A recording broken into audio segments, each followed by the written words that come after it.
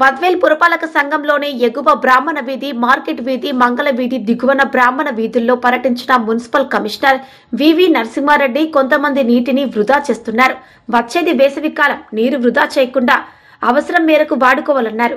నీరు సరఫరా చేయు సిబ్బంది నిత్యం తిరుగుతూ కుళాయిల దగ్గర, పైప్ జాయింట్ల దగ్గర నీరు లీకేజీ జరగకుండా జాగ్రత్తలు తీసుకుంటూ ప్రజలకు కూడా అవగాహన కల్పించి నీరు వృధా కాకుండా చూడాలని సిబ్బందికి సూచించారు.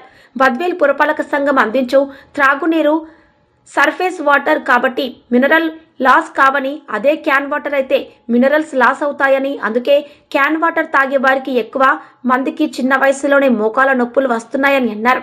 నీటి సరఫరాలో సమస్య ఎక్కడైనా ఏర్పడితే కనుగొని తక్షణమే పరిష్కారం చేయాలని సిబ్బందికి సూచించారు. నీరు వదిలే టైమింగ్ ఆ వీధి ప్రజలకు తెలియజేసే ఒక టైమింగ్ మెయింటెనెన్స్ చేయాలని సిబ్బందికి సూచించారు.